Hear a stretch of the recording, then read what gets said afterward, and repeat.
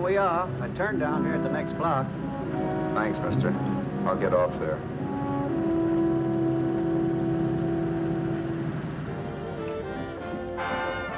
Want anything else? No. Hey, you. Me? Yeah, you. Where you heading? East.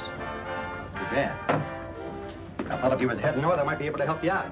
I'm pushing the Salt Lake, and I don't like to ride alone at night. I'm one of those guys that got to talk or I fall asleep. Oh, sure, now my partner, he's got Lou to keep him company, but I ain't got nobody at all. Where you coming from? West. Yeah, sure, I know, but where, L.A.? Maybe. Got a cousin out in L.A. You don't say. Yeah, he's been out.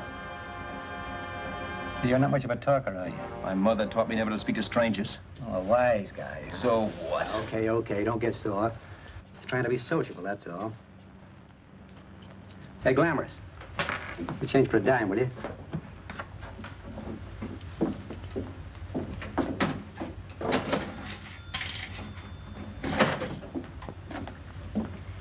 Let's have something quieter this time, Joe. My head's splitting. Is that what's wrong with it?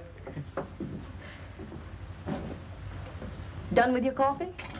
No. And don't rush me, will you?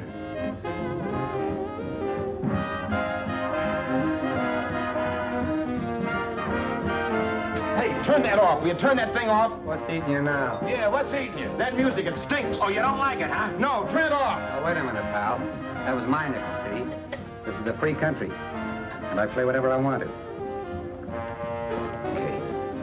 Sure. And if you don't like it, you don't have to listen to it. And you can leave here anytime you want to. Okay. I'm sorry I asked. First good piece played tonight and you don't like it. Some people just ain't got any good taste.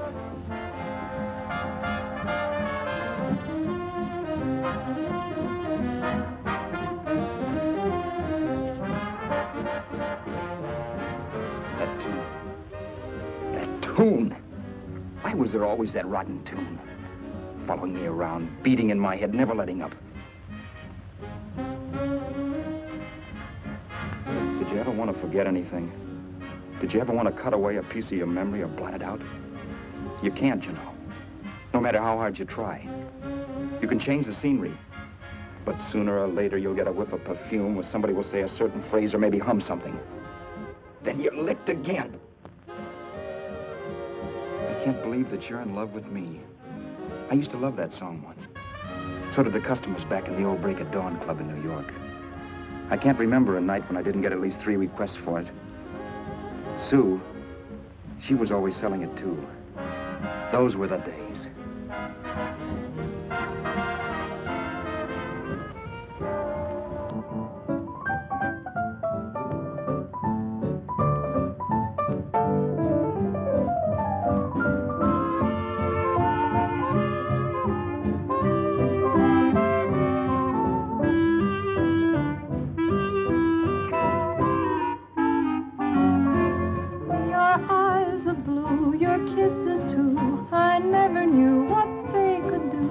I can't believe that you're in love with me.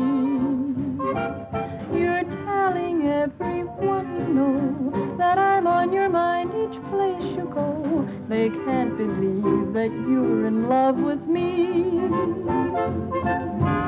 I have always placed you far above me. I just can't imagine that you love me. And after all is said and done, to think that I'm the lucky one, I can't believe that you're in love with me.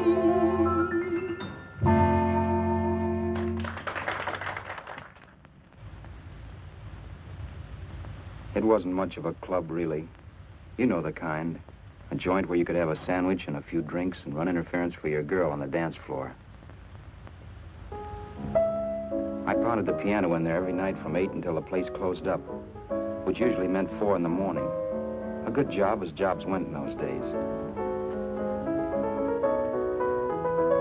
Then, too, there was Sue, who made working there a little like working in heaven. But how we felt about each other, well, there was nothing very unusual in that. I was an ordinary healthy guy, and she was an ordinary healthy girl, and when you add those two together, you get an ordinary healthy romance, which is the old story. Sure.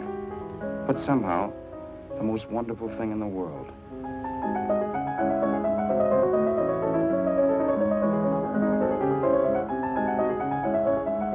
All in all, I was a pretty lucky guy.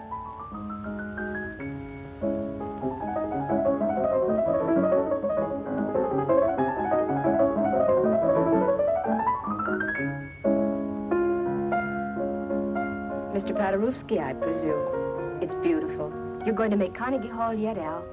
Yeah, as a janitor. I'll make my debut in the basement. I don't blame you for being bitter, darling, but you mustn't give up hope. Why, someday... Yeah, someday. If I don't get arthritis first. In the meantime, let's blow this trap.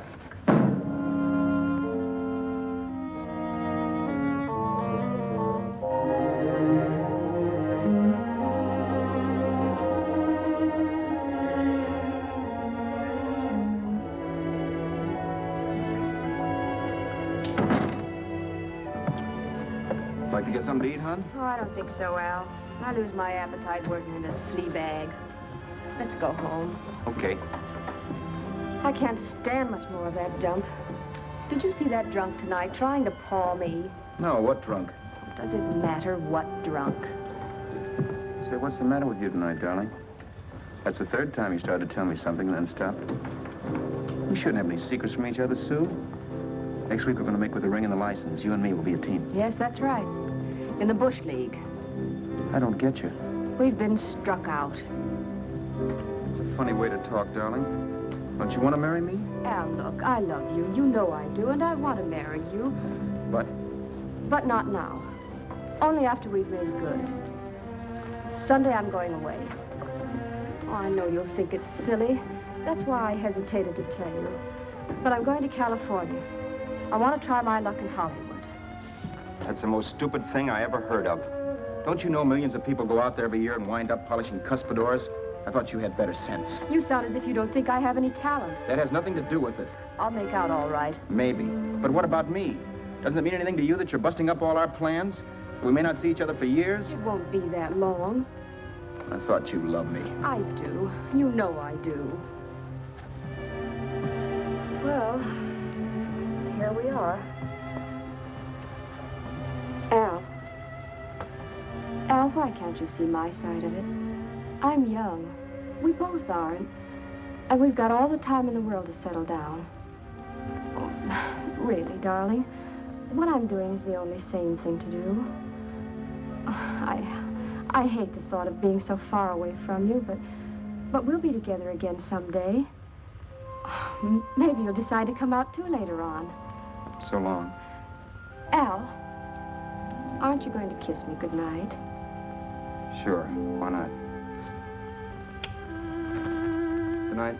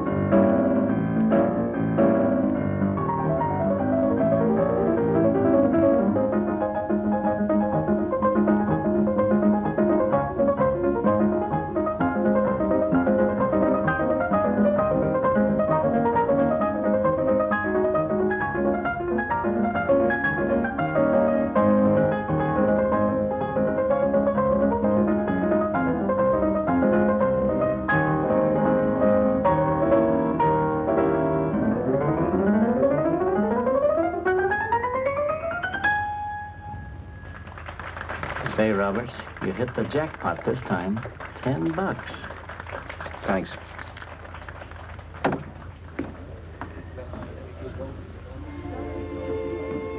So when this drunk handed me a 10 spot after a request, I couldn't get very excited. What was it, I asked myself? A piece of paper crawling with germs. Couldn't buy anything I wanted. It couldn't... Then I thought of something.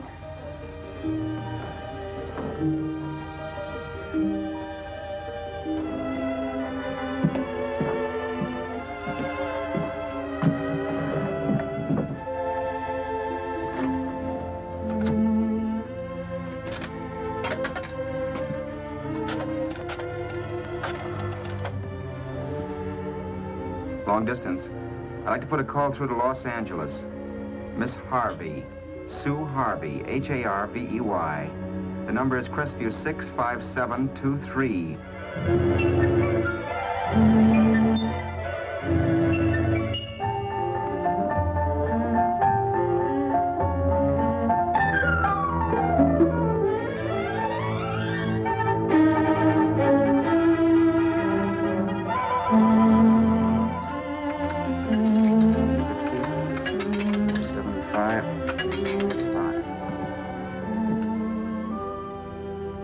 Hello, Sue?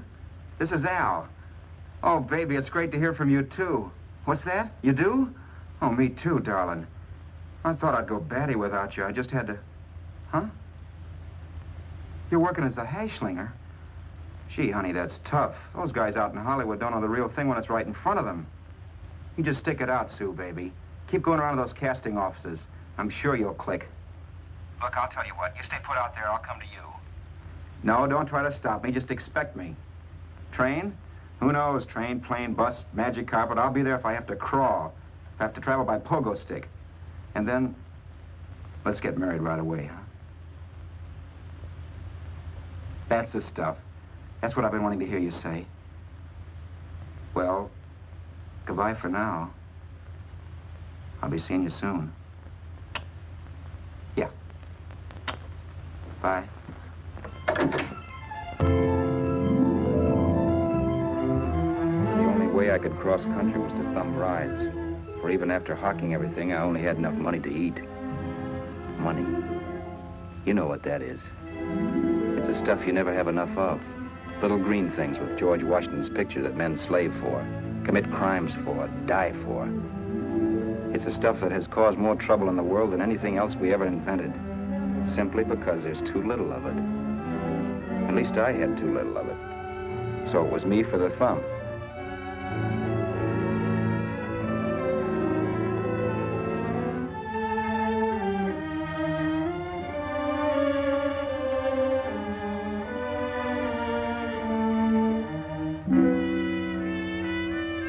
Ever done any hitchhiking? It's not much fun, believe me.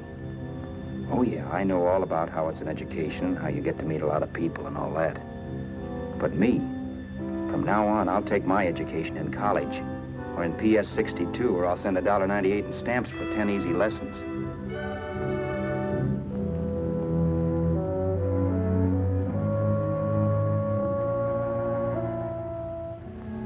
Thumbing rides may save you bus fare, but it's dangerous.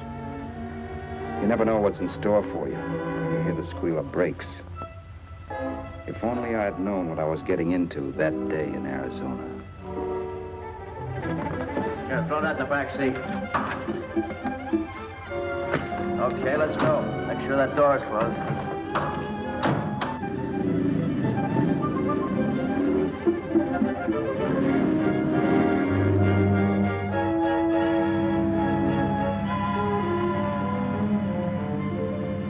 Emily Post ought to write a book of rules for guys thumbing rides. Because as it is now, you never know what's right and what's wrong. We rode along for a little while, neither one of us saying anything. I was glad of that. I never know what to say to strange people driving cars. Then, too, you can never tell if a guy wants to talk. A lot of rides have been cut short because of a big mouth. So I kept my mouth shut until he started opening up. Hand me that little box in the compartment, will you, pal? Hold the wheel, will you?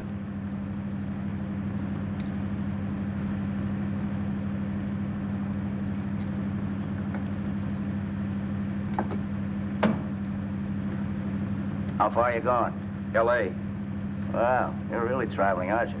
Yeah, but I don't expect to make it for a couple of years at the rate I've been promoting rides. Not much luck, huh? Sure, all bad. Not many people stop for a guy these days. Afraid of a stick-up, maybe. They can't blame him. Where you coming from? New York? Well, New York. You're in luck this time. I'm going all the way. Right through to Los Angeles. You drive a car? Sure. Whenever you're tired, let me know. I'll holler. I guess at least an hour passed before I noticed those deep scratches in his right hand. They were wicked. 3 puffy red lines about 1/4 of an inch apart. He must have seen me looking at them because he said, Beauties, aren't they? They're gonna be scars someday. What an animal. Whatever it was, it must have been pretty big and vicious to have done that. Right on both counts, New York. I was tussling with the most dangerous animal in the world. A woman. She must have been Tarzan's mate. Looks like you lost the bout. Certainly wasn't a draw. You know, there ought to be a law against dames with claws. Yeah. I tossed her out of the car in her ear. Was I wrong? Give a lift to a tomato, you expect her to be nice, don't you? Yeah. After all, what kind of dame's son rides? Sunday school teachers? Yeah. A little witch. She must have thought she was riding with some fall guy. And me, who's been booking horses around racetracks since I was 20. I've known a million dames like her. 2 million. Yeah. Stopped the car, opened the door. Take it on the yard, the Duffy sister, I told her. That's the stuff. As that was done, huh? But if you want to see a real scar, brother, get a load of this. Wow. I got that one dueling. Dueling? Yeah, we're just kidding, of course. My dad owned a couple of Franco-Prussian sabers. Kept them on the wall for decorations. Well, one day, the kid and I took them down when the old man wasn't around. Had a duel. He got me in the arm here. Pretty mean cut. Infection set in later. Yeah, I can see that. Now, give me that box again, will you? Yeah.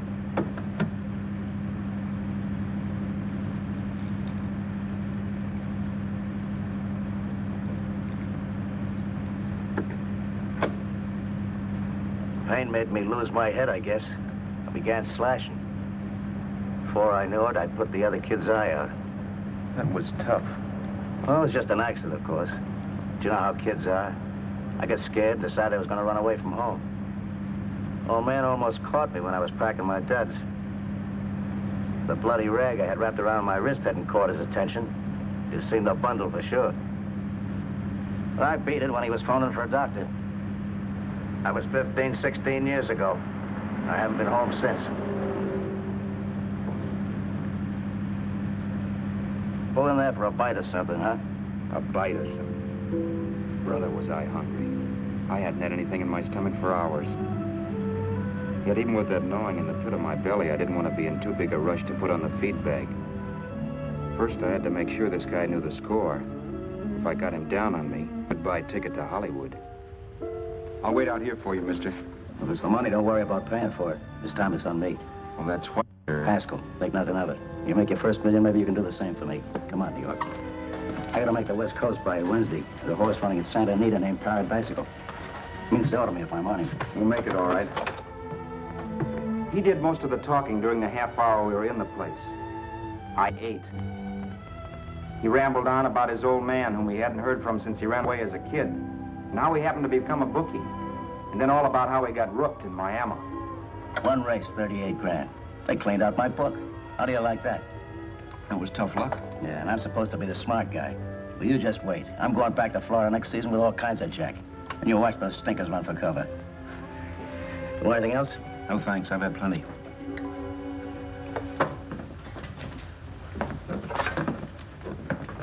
That check there, sister? Oh, just a minute. Your change, sir. Keep it, sister. Oh, thank you, sir. Call again. I'll be waiting outside for you when you finish work. Sharp check, huh?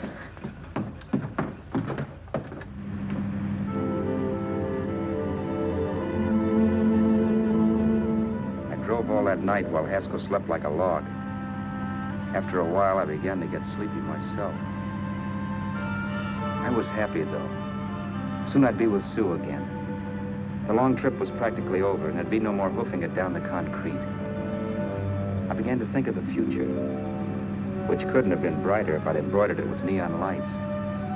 It was nice to think of Sue shooting to the top. It's amazing what a full belly can do to your imagination.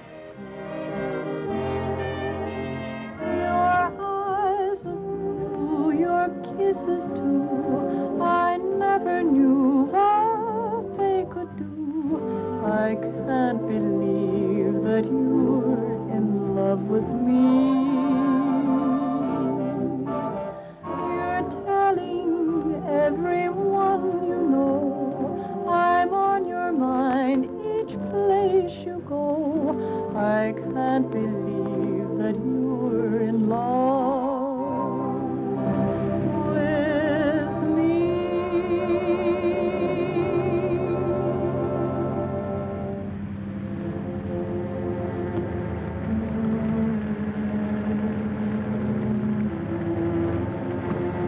Mr. Haskell? Mr. Haskell? Mr. Haskell, wake up. It's raining. Don't you think we ought to stop and put up the top?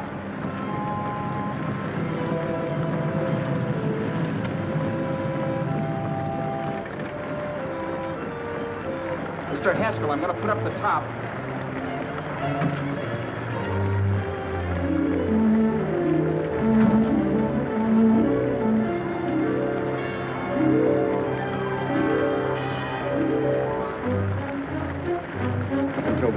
Things my way. But from then on, something else stepped in and shunted me off to a different destination than the one I had picked for myself. But when I pulled open that door... Mr. Haskell, what's the matter? Are you hurt? Are you hurt, Mr. Haskell? Start your sermon. I'll listen to it. But I know what you're going to hand me even before you open your mouths. You're going to tell me you don't believe my story of how Haskell died and give me that don't make me laugh expression on your smug faces. I saw at once he was dead, and I was in for it. Who would believe he fell out of the car? Why, if Haskell came too, which of course he couldn't, even he would swear I conked him over the head for his dough. Yes, I was in for it. Instinct told me to run, but then I realized it was hopeless. There were lots of people back down the road who could identify me. That gas station guy and the waitress.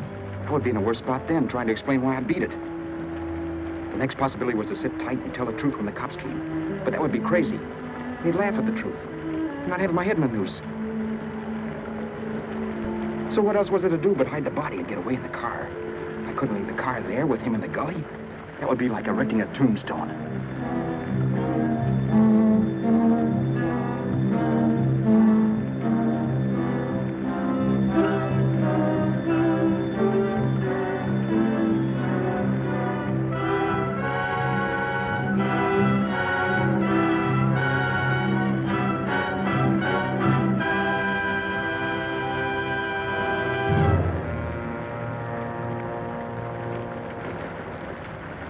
My idea was to cover him with brush, not to rob him. But then I remembered that even if I only drove the car for 100 miles or so, I would need money for gas. Besides, it was stupid of me to leave all that money on a dead man. Not only that, I'd have to take his driver's license in case I was stopped for something. I didn't like to think about it, but by that time I'd done just what the police would say I did, even if I didn't. My clothes. The owner of such an expensive car would never be wearing them. Some cop might pull me in on suspicion.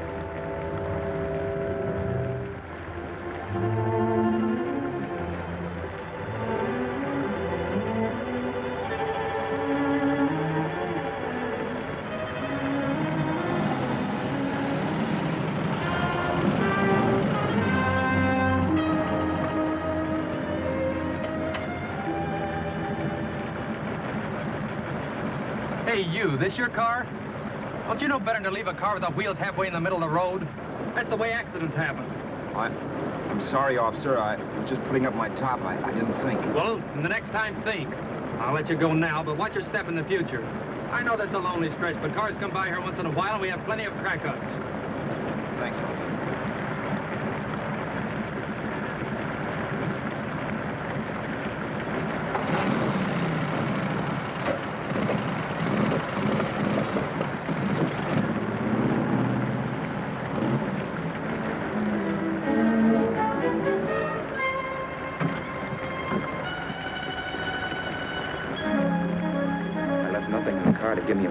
difference. If they found a dead man in the gully now, it would be me.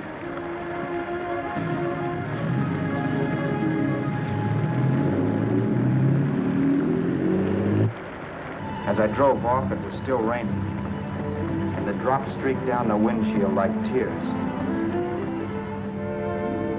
I kept imagining I was being followed and that I could hear sirens back in the distance. Just how long it took me to cover the 60-odd miles to the California state line, I don't know. I lost all track of time. But the rain had stopped and the sun was up when I pulled up to the inspection station. Hello? Carrying any fruits or vegetables? No. Any livestock or poultry? No. I'd see your registration and driver's license, please. Anything in the baggage compartment? Just baggage. Charles Haskell, Jr., age 30, brown eyes, dark hair. Identifying marks, none. Are you Charles Haskell, Jr.? Yes. Well, remember, if you're employed and you stay over 30 days, you take out California plates. All right, officer, but I'll only be in the state a short while. Right, you can go now.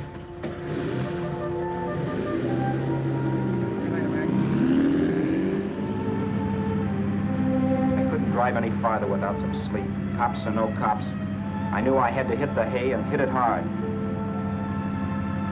I was dead tired.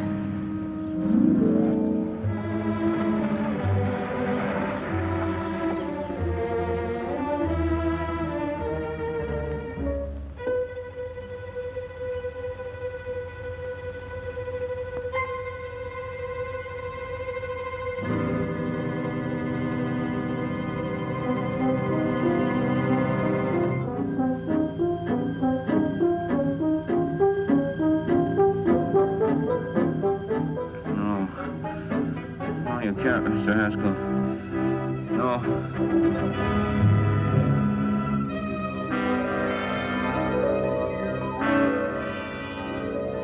Mr. Haskell, you can't die. I think I did it. No, Mr. Haskell. No.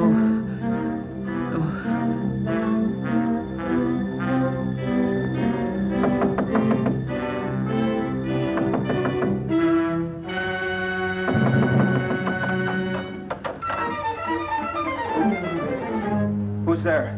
It's the maid. Can I come in and clean? Later. In a half hour. All right, sir.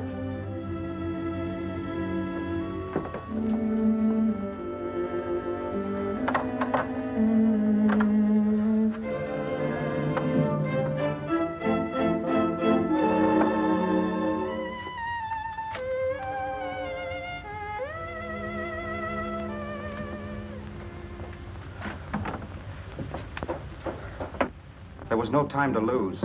Every minute I had to be Charles Haskell was dangerous.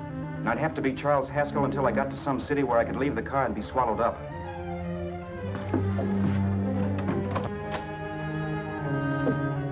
That meant driving the car as far as San Bernardino, maybe even to Los Angeles. In a little town, I might be noticed, but in a city, I should be safe enough. Then, after I ditched the car, I could go on to Sue. But those 5 minutes at the state line made me realize it might be a good idea to find out a little bit about Mr. Haskell. Then if anybody asked me questions, I could give the right answers. The first thing I found out was that I had $768. This was a lot of jack, but believe me, it was the kind of money I'd rather not have.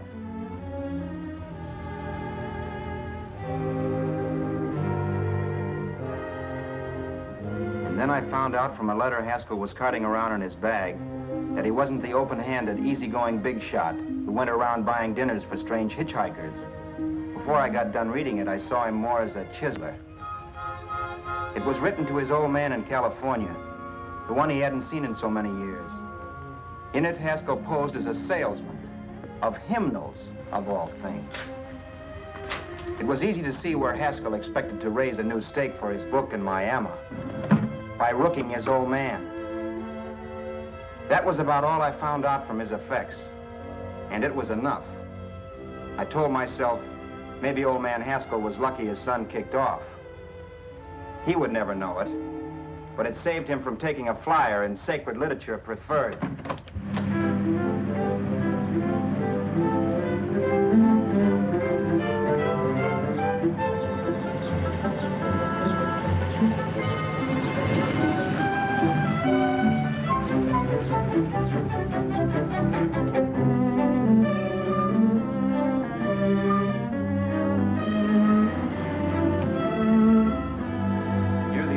Desert center, I pulled up for water. There was a woman. Hey, you! Come on if you want to ride.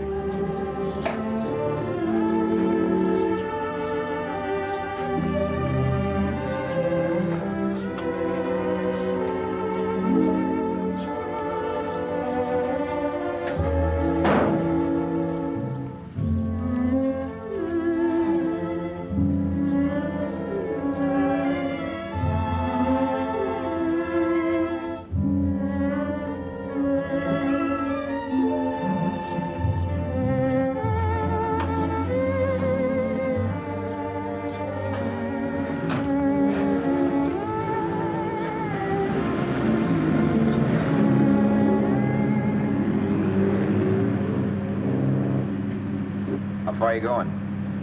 How far are you going? That took me by surprise, and I turned my head to look her over. She was facing straight ahead, so I couldn't see her eyes.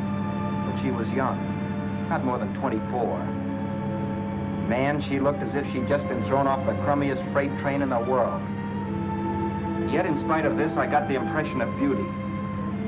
Not the beauty of a movie actress, mind you, or the beauty you dream about when you're with your wife, but a natural beauty. A beauty that's almost homely because it's so real. Then suddenly she turned to face me. How far did you say you were going? Los Angeles? L.A.? L.A.'s good enough for me, mister. That's what I was afraid of. What'd you say? Oh, nothing, just thinking out loud. People get in trouble for doing that. What's your name? You can call me Vera if you like. You live in Los Angeles? No.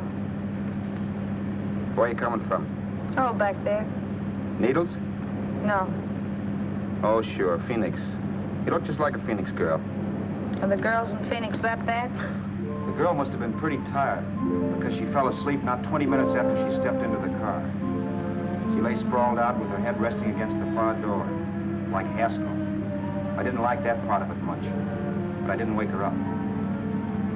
It wasn't that this girl still worried me. I'd gotten over that funny feeling I had when she looked at me, which I put down as just my jangled nerves. With her eyes closed and the tenseness gone out of her, she seemed harmless enough.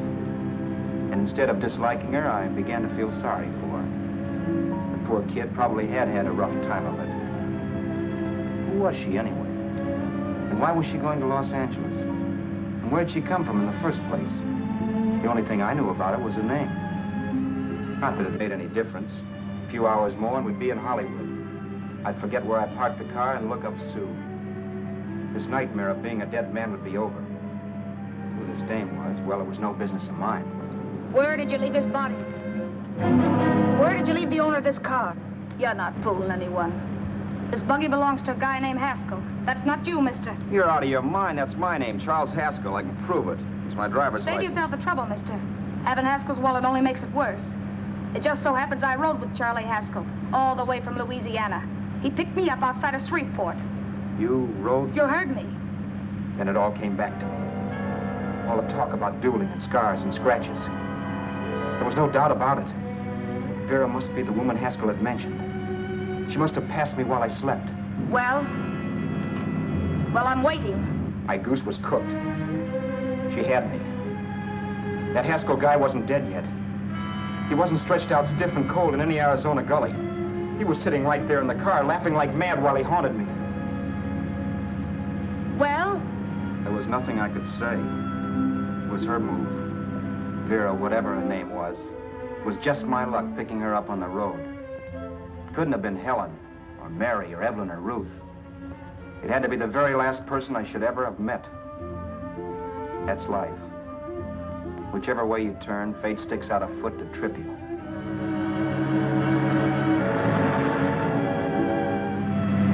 I told her everything, but she didn't believe my story. I should have saved my breath.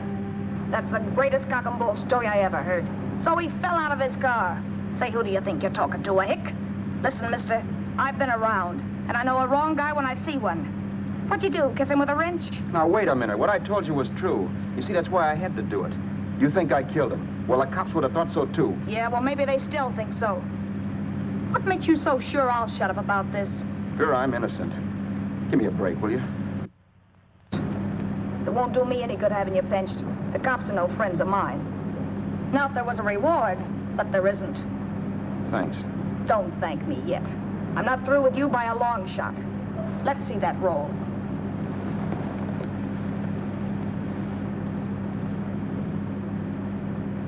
Is that all Haskell had? Isn't it enough? No, I thought he had more. Not that I know of. You can search me. You think I'm holding out on you? Well, maybe I will at that. He told me he was going to bet $3,000 on a horse named Paradisical on Wednesday at Santa Anita. He was stringing you along. He meant 300. Maybe. Sure, $3, 300. He was a piece of cheese, a big blowhard. Listen, mister, don't try and tell me anything about Charlie Haskell. Remember, I knew him better than you did. Okay, then you knew he was a four-flusher. That explains the $3,000 bet. I'm not so sure he didn't have that $3,000. Why should I believe you? You got all the earmarks of a cheap crook. Now, wait a minute. Shut up. You're a cheap crook and you killed him. For 2 cents, I'd change my mind and turn you in. I don't like you. All right. Don't get sore. I'm not getting sore. But just remember who's boss around here. If you shut up and don't give me any arguments, you'll have nothing to worry about. But if you act wise, well, mister, you'll pop into jail so fast it'll give you the bends. I'm not arguing. Well, see that you don't. You know, as crooked as you look, I'd hate to see a fella as young as you wind up sniffing that perfume that Arizona hands out free to murderers. I'm not a murderer. Of course you're not. Haskell knocked his own head off. He fell, that's how it happened, just like I told you. Sure, and then he made you a present of his belongings. I explained why I had to do that. Doesn't make a difference one way or another. I'm not a mourner. I liked Haskell even less than I like you. Yeah, I saw what you did to him. What do you mean? Well, scratches on his wrist. Sure, I scratched him. I'll say you did. So your idea was to drive the car a little way, maybe into San Bernardino, and then leave it. You weren't going to sell it? Sell it? You think I'm crazy? Somebody else's car? See, all I want to do is leave it somewhere and forget I ever saw it. Not only don't you have any scruples, you don't have any brains. I don't get you. Maybe it's a good thing you met me. You'd have got yourself caught, sure. Why, you dope. Don't you know a deserted automobile always rates an investigation? Huh? Look, the cops find a car. Then they get curious. They wonder where the owner is. So, all right, they don't trace Haskell. They trace you. I never thought of that. The only safe way to get rid of the car is to sell it to a dealer. Get it registered under a new name. Say, stop at the next store. I want to get a bottle and do some shopping before we hit L.A. Okay. As soon as we find a place, I'll drop you off and pick you up later. Nothing doing. You're coming in, too. From now on, you and I are like the Siamese twins.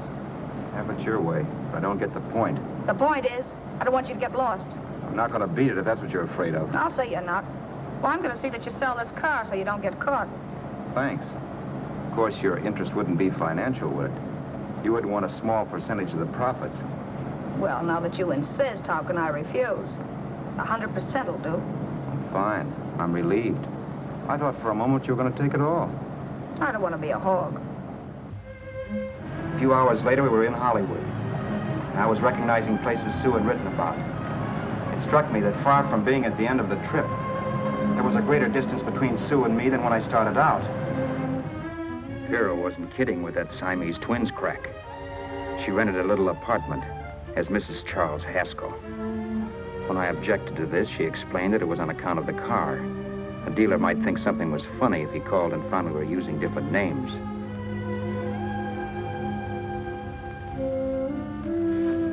Home, sweet home. Yeah. Not bad, either.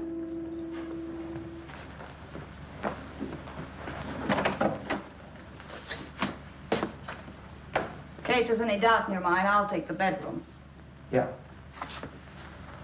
Sure is stuffy in here.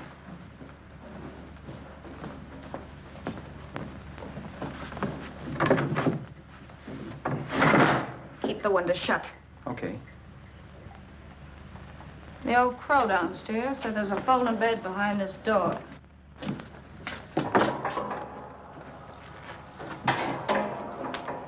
You know how to work it? I invented it.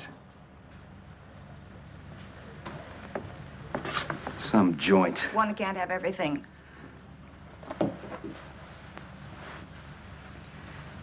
I'm first in the bathtub. I don't know why, but I figured you would be.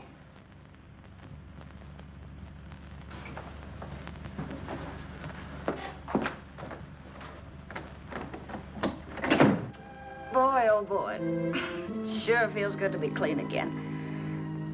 I must be 10 pounds lighter. You must be.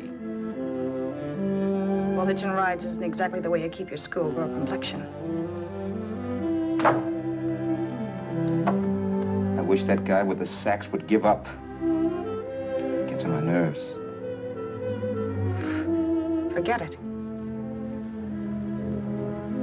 Have a drink. Aren't you afraid I might take you up on it? If I didn't want to give you a drink, I wouldn't have offered it. Why be a sorehead, Roberts? You got yourself into this thing. You should be grateful I'm not turning you in. Why, if I wasn't regular, you'd be in the pen this minute, being photographed, fingerprinted, and being pushed around by the cops. So cheer up. Get rid of that long puss. Or is your conscience bothering you?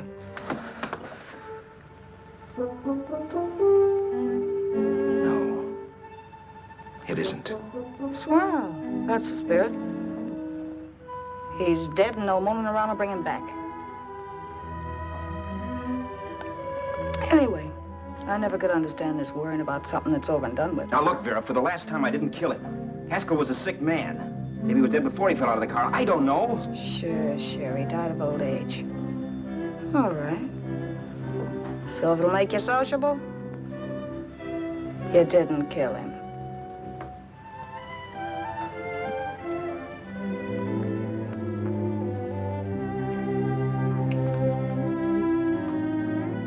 Thanks.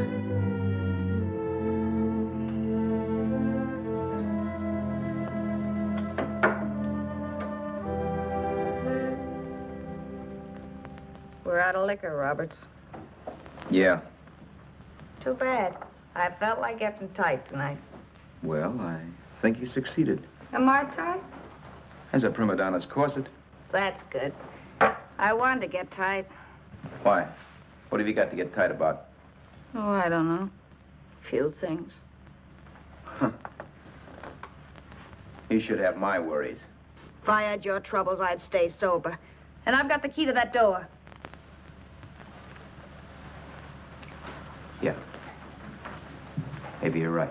I'm always right. You know, I don't like your attitude, Roberts. Well, there's a lot of things I don't like. Sure. But life's like a ball game. You gotta take a swing at whatever comes along before you wake up and find it's a ninth inning. You read that somewhere. That's the truth, Roberts. All you do is bellyache. Taking it easy and, well, trying to make the best of things. But maybe that's what's wrong with the whole world. Get the professor. People knock themselves out trying to buck fate. Now, take you, for instance. You're lucky to be alive. Why, suppose Haskell had opened your door. You'd be playing a harp now. Think of that. You think of it. I'm tired of thinking. There's plenty of people dying this minute. I would give anything to trade places with you. I know what I'm talking about. I'm not so sure. At least they know they're done for. They don't have to sweat blood wondering if they are. Your philosophy stinks, pal. We all know we're going to kick off someday. It's only a question of when. But what got us on this subject anyway? We'll be discussing politics next. Yeah. Where'd you hide the butts? On the table, sucker.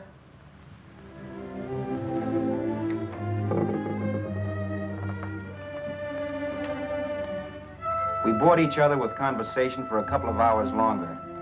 Every 5 minutes, one of us was wishing we had another bottle or a radio or something to read. Then finally, we ran out of chatter.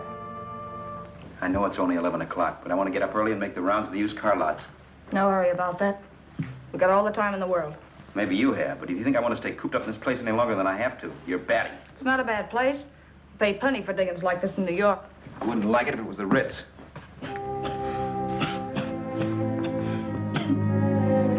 brought me liquor. You got a mean cough. Ought to do something about it. I'll be all right. That's what Camille said. Who? Nobody you know. Wasn't that the dame that died of consumption? Yeah.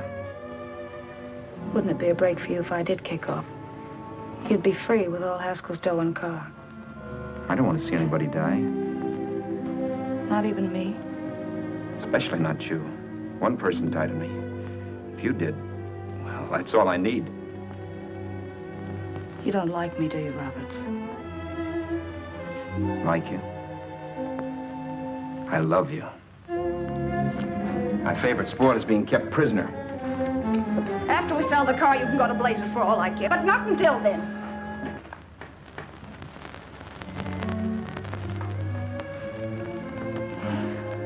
I'm going to bed.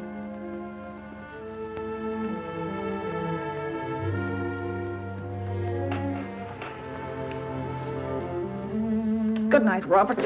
Don't try and sneak away during the night. All the doors are locked. Anyway, if I find you gone in the morning, I'll notify the police. They'll pick you up. Don't worry, I know when I'm in a spot. Well, good night. I hope that portable rack isn't too uncomfortable for you. Don't lose any sleep over it, will you, Vera?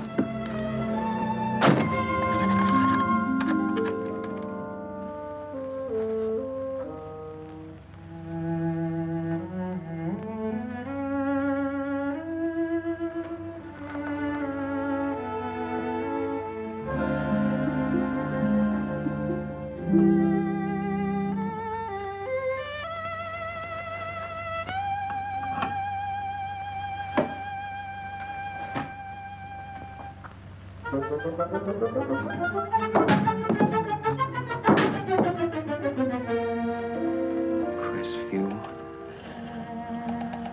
6, 5, 7, 2, 3. Hello? Hello? Hello? Hello?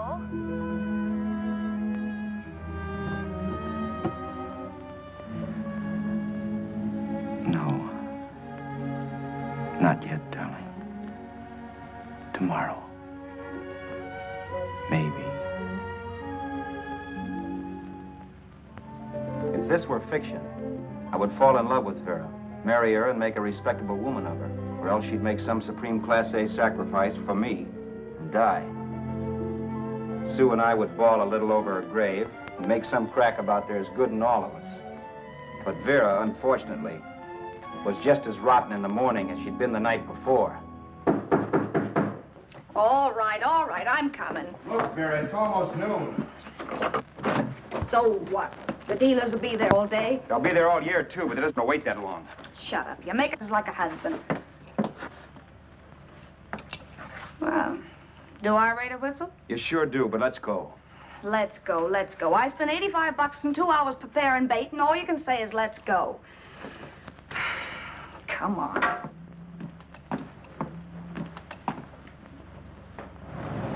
We passed a few used car lots last night down this way.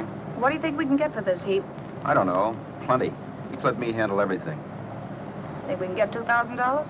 I don't know, but don't worry. I'll squeeze as much out of this guy as I can. If I let it go cheap without a fight, he might think we've stolen the car. And listen, don't make any slips and call me Roberts. That'll cook us. I don't need you to tell me that. You better just sit by and keep your mouth closed. Remember, we're both in the soup if anything happens. Forget it and drive.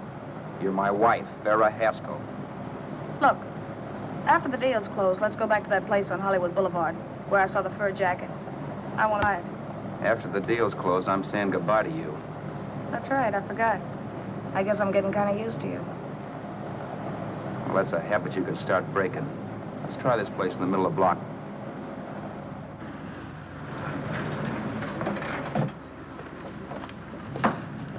Good afternoon. What can I do for you? We're interested in selling a car. If the price is right. Well, if it's in good mechanical condition, it should blue book for about $1,600.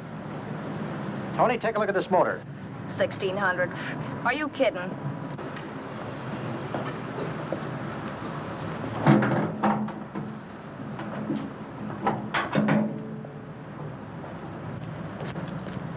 Well, maybe 1850. Before I let it go for 1850, I'll wreck it and collect the insurance first.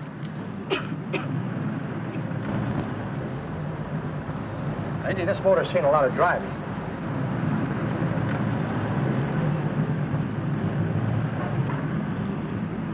While the mechanic inspected the car, we haggled. At last, when we were all worn out, we hit a compromise. His price. Okay, it's a deal. All right, come in, we'll sign the papers. I have the ownership papers right here with me. Look, Vera, in the meantime, will you clean a dash compartment? There may be some stuff in it. All right, darling. $1,850. That dirty crook.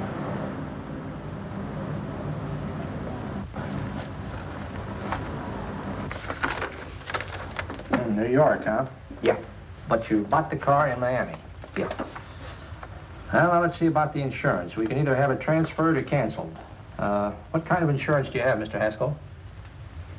Well, aren't all the papers there?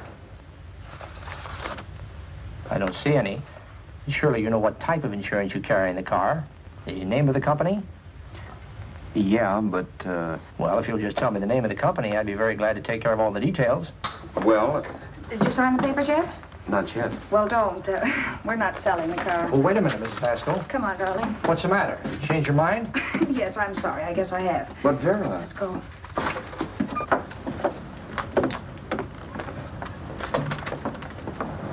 You got me out of a tight spot, Vera. But I still don't understand all this. You will in a minute. I almost threw away a gold mine. 1850 isn't to be sneezed at.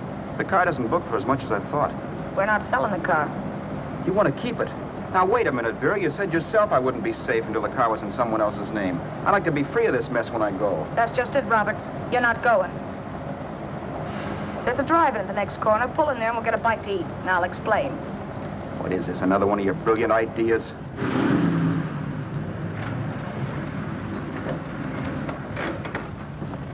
Oh, I take your order? Make mine a ham sandwich and coffee. And for you, sir? Oh, I don't care. The same. Thank you.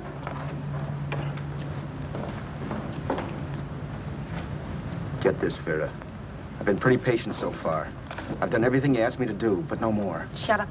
You've taken Haskell's money. You can have the dough we get from selling the car, but you're not going to keep me a prisoner. It's a good thing I bought the paper. Take a look at that. Vera, I'm in no mood. Read that.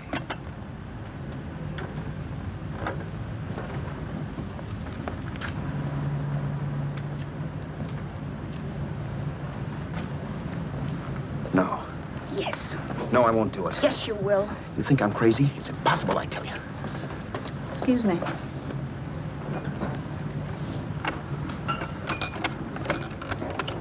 Blow the horn when you're through.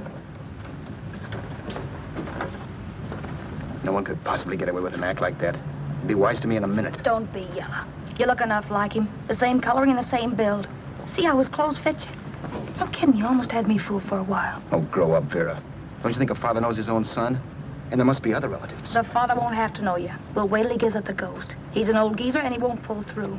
And as far as other relatives are concerned, they haven't seen you in 15 or 20 years. Eat. I'm not hungry. And I won't do it. It's not as tough as it sounds. Remember, you've got all kinds of identification. His car, letters, license. I could never get away with it. It's the stupidest thing I've ever heard. The old boy has scads of dough. Look in the paper there. Personal fortune assessed at over $15 million. He'll leave plenty, I tell you. Maybe he cut off his son. How do we know? It's out, Vera. I won't have anything to do with it. I think you will. Look, Vera, I'll do anything within reason. But not that. So forget it. Or find yourself another stooge. You sap. You'll be fixed for the rest of your life as Charlie Haskell. You can take your inheritance and go away. No more worrying about the rent, no sweating, scheming, wondering where your next meal's coming from. Think about that, Roberts. Vera, please, you're talking too loud. On this, I'm splitting 50-50 with you. Sure, why not? We're both alike, both born in the same gutter. Now, take it easy, Vera. There's people around here. You don't know what you're talking about. We'll wait till we read that old man Haskell's dead. Then you show up.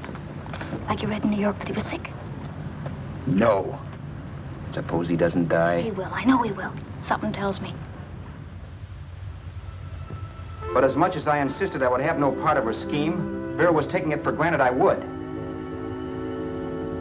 Neither of us had our mind on the cards as we played that night. I knew we were just trying to kill time between newspaper editions. This was a death watch for Vera. Maybe it was for me, too. Don't you realize if I'm caught, they'll want to know where I got the car and stuff, and they'll have me on a murder charge. If you're smart, you won't get caught. I knock for 7. And if I'm caught, don't you realize you'll be out, too? 18 points. That gives me 30. How will I be out? You'll be out $1,850 we would have gotten on the car. Really, Vera, you'd be an awful chump if you threw away all that dough on a dizzy long shot. Let me sell the bus tomorrow. With the money it'll bring and what you've already got, a clever kid like you can run it up in no time. Then we'd both be in the clear. I'll be in the clear anyway. Maybe. Maybe. But if I got caught, I'd get good and sore at you, you know. You mean you'd squeal? Well, no, not squeal exactly. Never mind what you meant. Even if you did tell the cops I was in on it with you, what could they do to me? They might give me the same medicine they gave you. Yeah. A rope. But I'm on my way now. All I'll be doing will be rushing it. All right. But think of the $1,850 you'd lose. You'd kick yourself along the block if I let it get away from you. I'll take the chance. Want another drink? You're being a goon. That's the way people wind up behind the 8 ball. Once they get a few dollars, they become greedy and want more. My. Caesar. Who? You know that Roman general? He got his for being greedy. He wasn't satisfied, so the final wind-up was he took the count. A couple of days ago, you didn't have a dime. Why, you were so broke you couldn't pay cash for a postage stamp.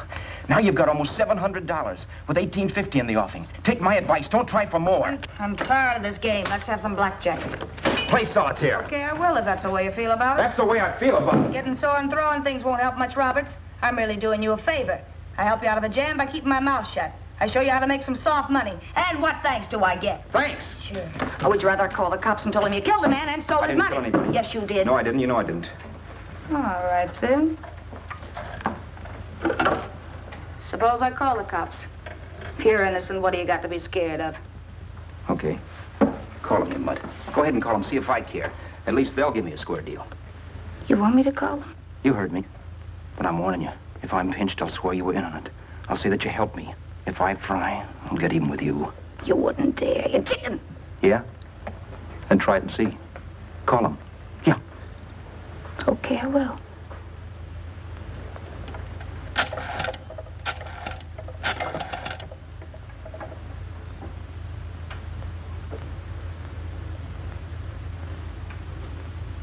Information?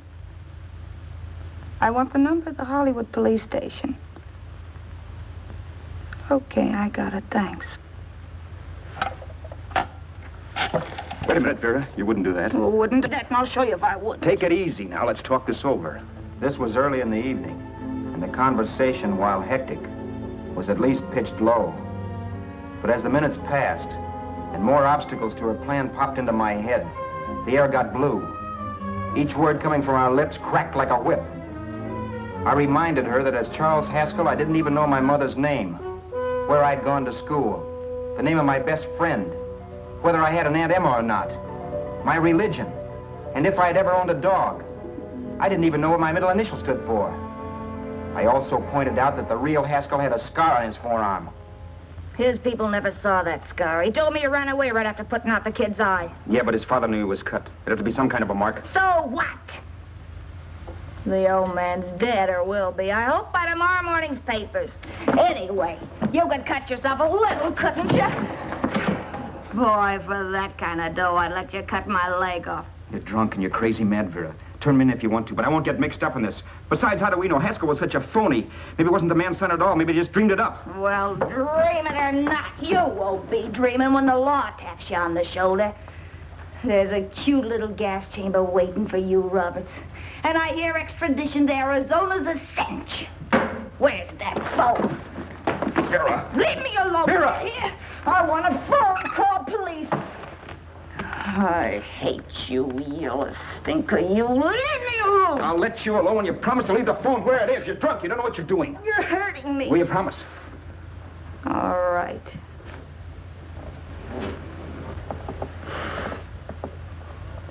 You hurt me. I'm sorry, but... And it's hot in here. Open up a window. It's not hot. Don't tell me. Now, do you do it or do I do it? You're no gentleman, see? Yeah.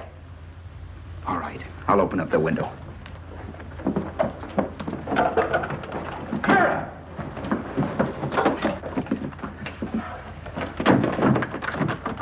the door. Please open the door. Vera, open the door. Don't use the phone. Listen to me. I don't like you, Roberts. You're no gentleman, see? You hurt my hand, and I'm going to get even with you. If you don't open the door, I'm going to kick it down, Vera. Vera, don't call the cops. Listen to me. I'll do anything you say. Vera, let me in. I'll break the phone.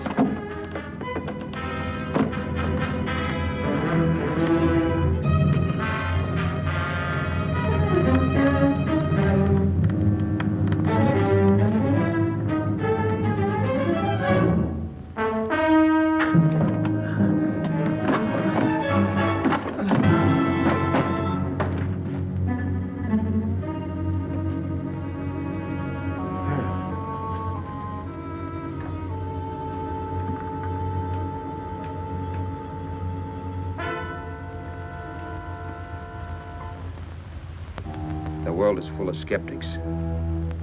I know. I'm one myself. In the Haskell business, how many of you would believe he fell out of the car? And now, after killing Vera without really meaning to do it, how many of you would believe it wasn't premeditated? In a jury room, every last man of you would go down shouting that she had me over a barrel and my only out was force.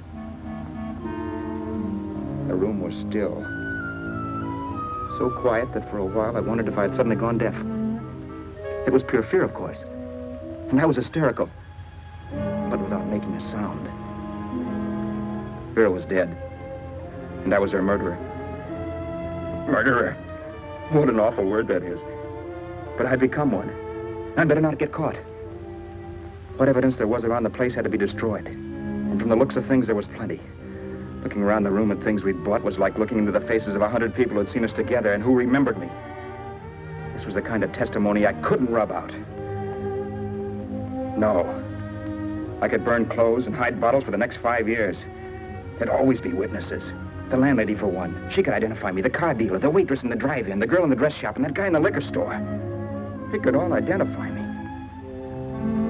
I was cooked. Done for. I had to get out of there. While once I'd remained beside a dead body, planning carefully how to avoid being accused of killing him, this time I couldn't. This time I was guilty. I knew it. Felt it. I was like a guy suffering from shock. Things were whirling around in my head. I couldn't make myself think right.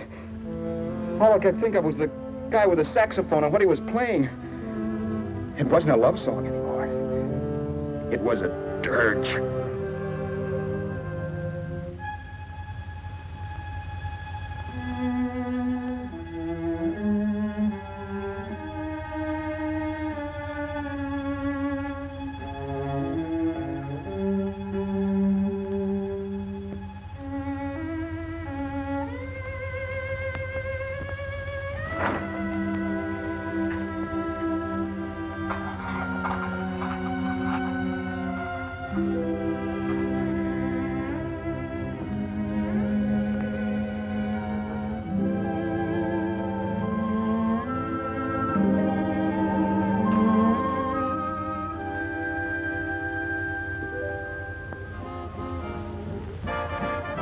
Problems weren't solved.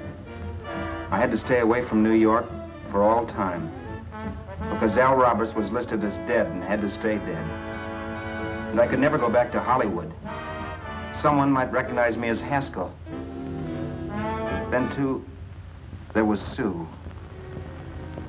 I could never go to her with a thing like this hanging over my head. All I could do was pray she'd be happy.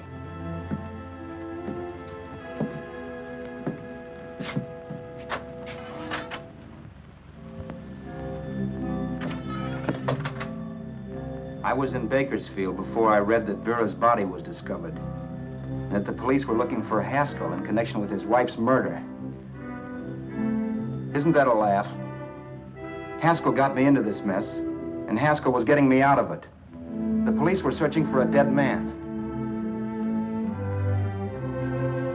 I keep trying to forget what happened, and wonder what my life might have been if that car of Haskell's hadn't stopped.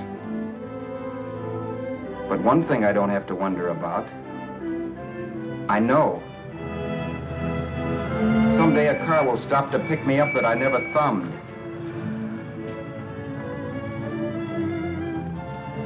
Yes. Fate, or some mysterious force, can put the finger on you or me for no good reason at all.